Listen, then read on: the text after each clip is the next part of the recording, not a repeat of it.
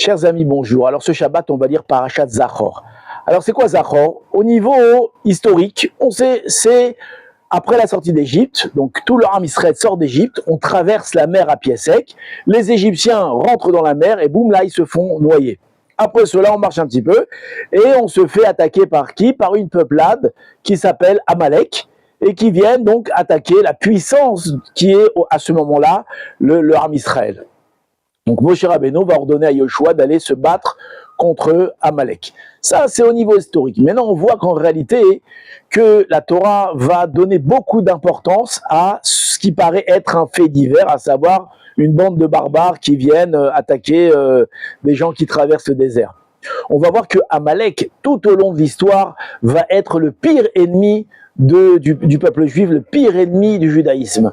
Et il va nous accompagner tout au long de l'histoire. On va voir même jusqu'à la fin des temps, il va nous accompagner. On voit que les kabbalistes, le Ramchal, vont beaucoup parler de Amalek comme un ennemi terrifiant, le Chazal. Oh, c'est vraiment un sujet en soi, Amalek.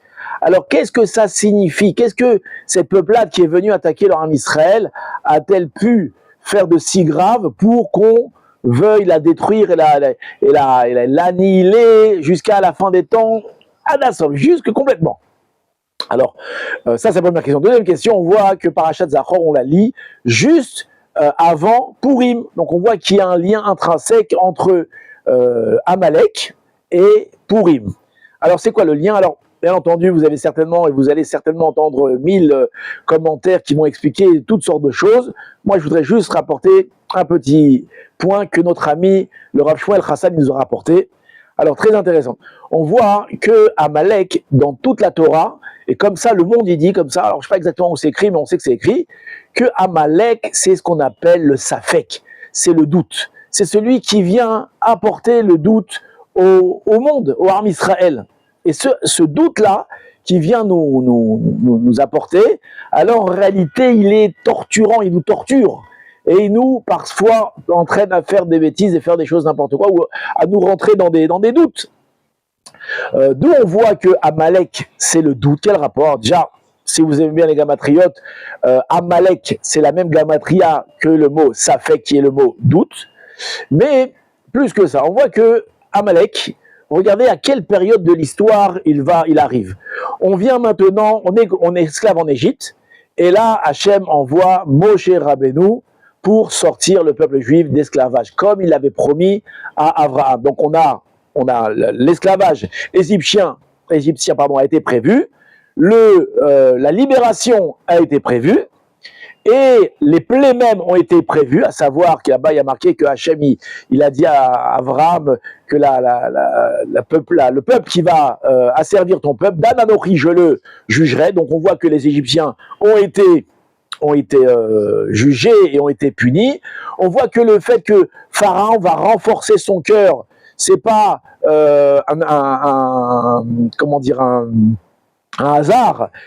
On voit que Hachem a prévenu Moshe Rabbeinu, tu vas aller en Égypte, et Pharaon, il va en dire, je vais endurcir le cœur de Pharaon. Donc on voit que tout ce qui s'est passé, ça a été prévu sur un plan parfait. Maintenant, on va venir traverser, on va se retrouver face à la mer, et on va maintenant traverser la mer à pied sec. Pourquoi est-ce qu'on doit traverser la mer à pied sec?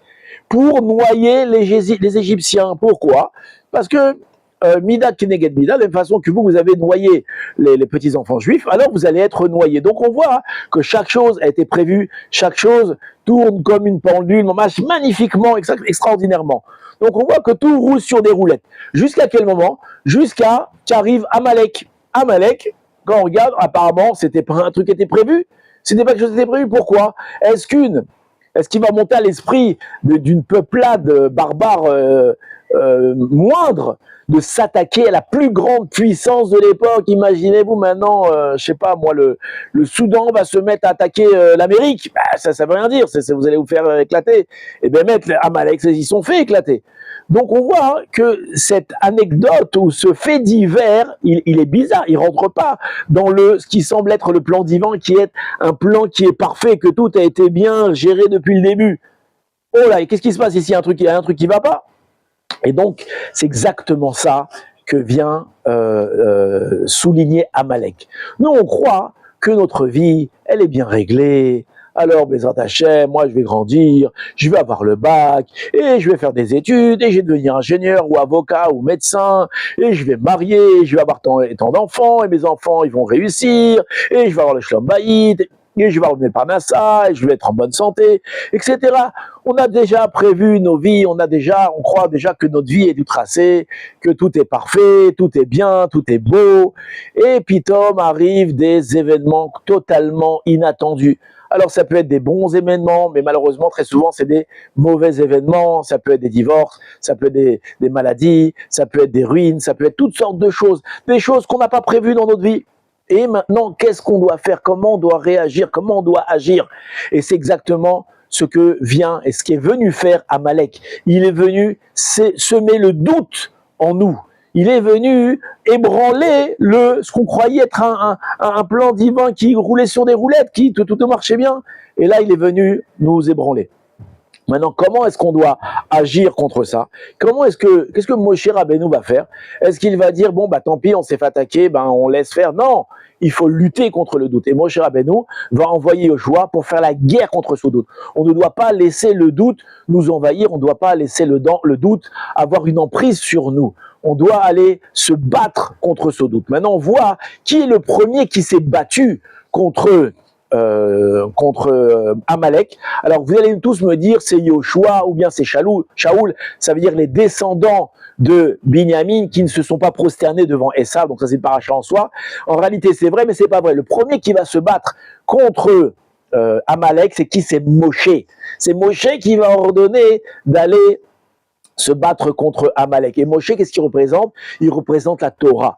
Qu'est-ce que ça vient signifier ici? Lorsque tu as un doute, alors viens voir les Chachamim, viens te pencher dans la Torah, viens demander conseil à la Torah. Et la Torah, avec l'aide de Dieu, elle a la réponse à toutes les questions, elle a le pouvoir de répondre à tous tes doutes. Maintenant, on voit encore une fois que cette idée-là, elle va réapparaître. Quand est-ce qu'elle va réapparaître? Dans la deuxième partie de l'histoire. Vous savez que le peuple juif, il y a eu deux histoires dans le peuple juif. La première histoire, c'est jusqu'à la destruction du premier temple. D'accord? Tant qu'on avait le premier temple, alors on avait la prophétie, on avait les Urim et Tumim, à savoir le pectoral, que lorsqu'on avait une question, alors on allait voir un prophète, le prophète nous répondait et nous disait qu'est-ce qu'il fallait faire. Lorsque le roi avait un problème, il allait voir le Kohen Gadol et il demandait au pectoral, le pectoral lui répondait exactement ce qu'il fallait faire. Il n'y avait pas de doute, on savait exactement tout ce qu'il fallait faire. Maintenant, ça va durer jusqu'à quand? Jusqu'à le premier Beth Amikdash et surtout jusqu'à l'époque de Purim. Où là-bas, à Purim, là, il n'y a plus tout ça. On va vivre maintenant une période de recherche. Jusqu'à aujourd'hui, on vit une période d'obscurité. Ça veut dire on vit dans le doute, on ne sait pas exactement quelle est la volonté d'Hachem. Alors la volonté d'Hachem, elle est écrite dans la Torah, on sait ce qu'on doit faire, mais on n'a pas d'apparition claire telle qu'on l'avait quand il y avait les prophètes. Et Bezrat Hachem, on essaye de faire comme on peut faire au maximum le mieux possible. Maintenant, on voit qu'on a dans la Megillat Esther une allusion incroyable à ce Inyan-là. On voit lorsque donc Esther est prise dans le palais de Achashverosh, et là maintenant Mordechai, lui, il comprend pas pourquoi elle était prise. Et alors Mordechai, il va maintenant traîner au bord du palais, et là il va entendre qu'un terrible décret va se lever contre l'Am Israël. On a décidé que Haman, Aracha et Achashverosh vont décider de détruire le peuple juif. Chas Shalom, personne n'y arrivera jamais. Baruch Hashem, Hashem il est toujours là pour nous protéger. En tout cas, il va envoyer un message à Esther, et il va lui dire, écoute, voilà, qu'est-ce qui se passe? Maintenant, Esther, qu'est-ce qu'il va lui dire? Il va lui demander d'aller interférer auprès de Achashverosh. Maintenant, regardez ce que va répondre Esther. Je vous lis le verset en français pour que ce soit plus pratique. Alors, si j'ai trouvé... Non, pardon, excusez-moi, je me suis trompé de verset. Voilà. Regardez comment c'est marqué. Mais Esther dit à Khatar, en le chargeant de transmettre sa réponse à Mordechai. Qu'est-ce qu'elle veut lui dire? Tous les serviteurs du roi et la population des provinces du roi savent que toute personne, homme ou femme, qui pénètre chez le roi dans la cour intérieure, sans avoir été convoqué, ça veut dire qu'on peut pas rentrer n'importe comment chez le roi, et si tu rentres n'importe quoi chez le roi, une loi égale pour tous le rend passible de la peine de mort. Quoi, tu veux que moi maintenant j'aille intervenir chez Achashverosh, mais je risque ma vie, c'est très dangereux ce que je fais. Qu'est-ce qu'il va lui répondre Mordechai? Écoutez bien. Alors il va dire, ne te berce pas d'illusions, il va être dur avec elle, hein, que seul d'entre les Juifs tu échapperas au danger, Qu'est-ce qu'il lui dit? Il dit quoi? Que tu crois parce que tu es dans le palais de Hachvérosh, que tu vas être gracié de ce décret que Haman va faire. Il va tuer tous les Juifs et toi il va te laisser tranquille. Il va savoir peut-être à la fin, il va savoir que toi aussi t'es Juif, il va te tuer. Grâce au Père. Car si tu persistes à garder le silence à l'heure où nous sommes, la délivrance et le salut surgiront pour les Juifs d'autre part. Sache que si c'est pas toi Esther qui va le faire, alors la Yeshua elle viendra d'autre part. D'accord? Parce que Akadosh Baruch Hu, il a promis que son peuple ne sera jamais détruit. Donc si c'est pas toi, c'est quelqu'un d'autre. Maintenant regardez la phrase extraordinaire qu'il va lui dire. Et qui sait si ce n'est pas pour une conjoncture pareille que tu es parvenu à la royauté. Mordechai, il n'est pas en train de lui dire et de lui affirmer en tant que prophète que c'est pour ça que tu as été choisi et que tu es maintenant dans le palais du roi. Non, non, il émet un doute. Il dit, va savoir, peut-être c'est pour ça. En réalité, on n'en sait rien. On vit dans le doute. D'accord? Mais c'est pas parce qu'on a un doute qu'on doit rien faire. Et peut-être que c'est l'occasion que tu es là-bas. C'est pour ça, justement. Donc, on voit qu'ici, Mordechai ne va pas agir avec certitude. Il va agir dans le doute. Donc, il y a des doutes. Il y a un doute. Et qu'est-ce qu'on doit faire? On doit aller malgré tout agir. On ne doit pas rester avec le doute et comme ça souffrir dans le doute. Non, vas-y, agis, fais quelque chose. Et c'est une grande leçon de vie. Lorsque parfois on arrive, il y a des épreuves dans la vie, et tout le monde a des épreuves, d'accord? On le veuille ou non, malheureusement il y a des épreuves dans la vie. Alors on ne doit pas rester comme ça et pleurer, et dire oh là là. Non, on doit se lever et on doit faire. Mais qu'est-ce que je dois faire? J'en sais rien ce que tu dois faire.